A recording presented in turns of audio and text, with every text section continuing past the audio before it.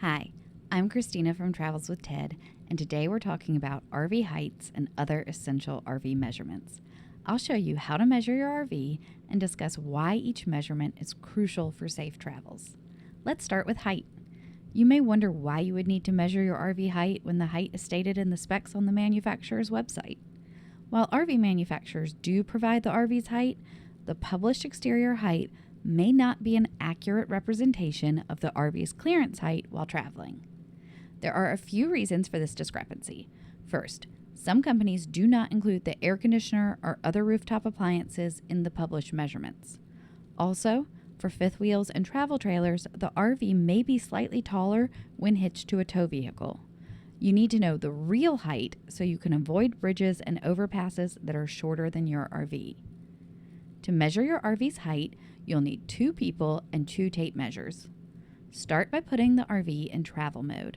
The RV should be on level ground so the slope does not significantly impact your measurement. For travel trailers and fifth wheels, hitch the RV to the tow vehicle exactly as you would on a travel day. For motorhomes, retract all the jacks. Then, get on the roof. Have someone who is comfortable accessing and walking on the RV roof climb on top of the RV.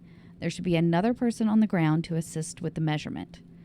Also, make sure your RV actually has a walkable roof before you do this. Now, you're ready to measure RV height. Extend a tape measure out from the highest point on the roof, which is usually the air conditioning unit, and have another person on the ground extend another tape measure between the roof tape measure all the way to the ground. Then, repeat the process of measuring the RV height from the other side of the RV. It's important to take the measurement twice to account for any differences created by unlevel ground. And finally, add 6 inches. Low clearance signs may not always be accurate down to the inch, especially if the road has been repaved since the sign was installed. Assuming your RV is 6 inches taller than it really is will help avoid accidents. As I noted earlier, the main reason to know your RV's height is to avoid low clearance routes. But just knowing the height won't prevent you from getting stuck on a dirt road in front of a 9-foot clearance bridge and require you to back up into a ditch and do a 15-point turn to get out of it. That's a true story from our first year on the road. But anyway, to avoid getting yourself into that awful situation, you should do 2 things. 1, get an RV GPS.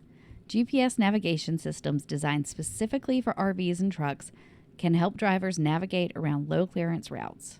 I use the RV Life Pro GPS, which I like because it's a smartphone app, and I'll link to a 25% off coupon. Second, use a road atlas to pre-check your routes. We use the Rand McNally Motor Carriers Road Atlas, which notes truck routes and low clearance locations. Next, let's talk about RV length.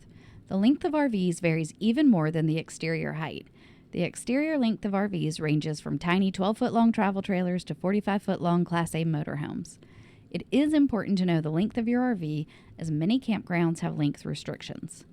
To measure the length of your RV, you'll need 2 pieces of string and 1 tape measure. Extend 1 piece of string from the rear of your RV and the other from the front of your RV. Make sure you extend the string from the furthest points of the RV. In the rear, the furthest extending point may be a spare tire, or the bumper, or a hitch receiver. If you have a travel trailer, the coupler will likely be the furthest point on the front. Then, simply measure the distance between the 2 strings. If you have a towable RV or a motorhome with a toad, it's also a good idea to measure the length of your entire setup so you know what size campsite you can book for overnight stays where you don't want to unhitch. The final measurement is width. There's less variation in average width as all RVs need to be able to travel within a standard single lane. In the United States, highway standards call for a 12-foot standard lane width. However, lanes on lower classification roads may be narrower. Most RVs are between 8 and 10 feet wide, so they can easily travel on interstates and most other roads with the slides in. All RV owners should know the actual width of their RV so they can confidently know when the road or campsite is too narrow.